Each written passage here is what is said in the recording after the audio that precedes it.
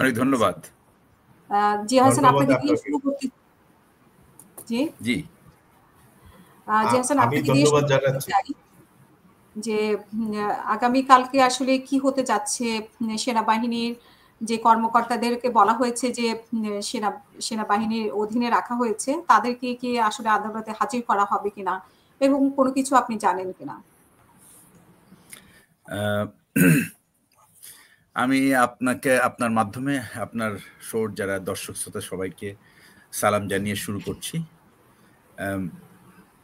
আমি ব্যক্তিগতভাবে বিশ্বাস করি এবং আমার বিশ্বাসটা দীর্ঘদিন আমি চাকুরিতে দেখেছি। কারণ আমাদের সেনাবাহিনীতে আমরা জয়েন করেছি ৮০ দশকের প্রথম দিকে।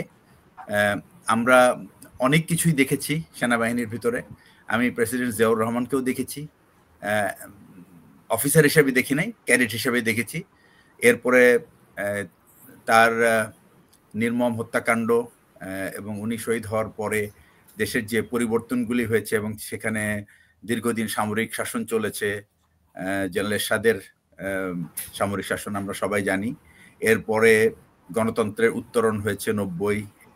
সবকিছুতেই কিন্তু আমি একটা জিনিস দেখেছি, সেটা হলো সেনাবাহিনী একটা প্রতিষ্ঠান হিসাবে তারা সব সময় আমাদের যারা ঊর্ধ্বতন ছিলেন, তখন যারা সেনাবাহিনীতে ঊর্ধ্বতন কর্মকর্তা বৃন্দ ছিলেন, তারা কিন্তু সবসময় ন্যায়ের পক্ষে দাঁড়িয়েছেন এবং প্রতিষ্ঠানকে কখনো বিতর্কিত করার চেষ্টা করেননি।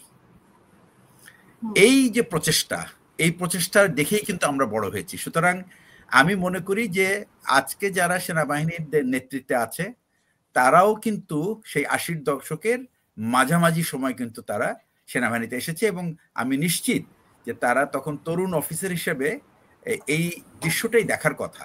সেনাবাহিনী তাদের মান এমন ছিল, বাংলাদেশের অন্যান্য সংগঠনের যে বৈশিষ্ট্য এবং আমি বলবো নিরপেক্ষতা বা দৃঢ়তা, সেটার তুলনায় সেনাবাহিনী অনেক এগিয়ে ছিল এবং এই জন্যই আপনি দেখে থাকবেন এখনো সাধারণ মানুষ কিন্তু সেনাবাহিনীর উপরে খুব আস্থাশীল।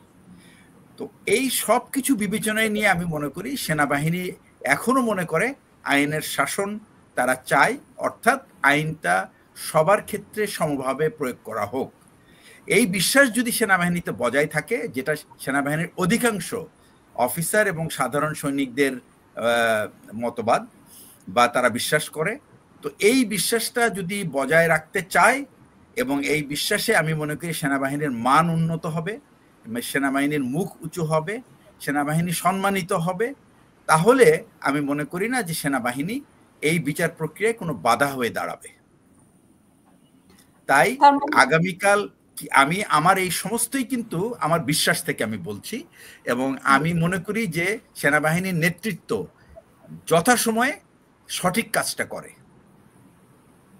এবং এই কাজটাই আমরা অপেক্ষা করছি দেখার জন্য। এবং তারা আমার মনে হয় সাধারণ, আমি আরেকটা কথা বলে নেই এই ফাঁকে, বাংলাদেশের জনগণের মন মানসিকতাকে কিন্তু তৈরি করে একটা খুব স্বল্প শিক্ষিত রাজনৈতিক সচেতন গোষ্ঠী। সাধারণ মানুষ কিন্তু এই সমস্ত তর্ক বিতর্কে খুব একটা ইন্টারেস্টেড না। যদিও আমি মনে করি প্রত্যেকটি শিক্ষিত মানুষই, দেশের প্রত্যেকটা মানুষই রাজনৈতিকভাবে সচেতন। এই রাজনৈতিক সচেতনতা শুধু ভোট দেওয়ার ব্যাপার না, এই রাজনৈতিক সচেতনতাটা হলো সত্য এবং অসত্যের পার্থক্য বের করা, ভুল এবং সঠিকের পার্থক্য বের করা, এবং এই চেতনাটা বা এই বিশ্বাসটা বা এই বুঝ সমস্ত মানুষের থাকা উচিত। কিন্তু দুঃখজনক হলেও সত্য, আমার মনে হয় এইখানে আমাদের কিছুটা কমতি আছে এবং সেই কারণেই আমরা সাধারণ মানুষের মন মানসিকতা নিয়ে সাধারণত শিক্ষিতরা খেলাধুলা করতে থাকে এবং তাদের ব্যাখ্যা, অপব্যাখ্যা ইত্যাদি উপস্থাপন করে এবং চেষ্টা করে সাধারণ মানুষকে ভুল বোঝানোর।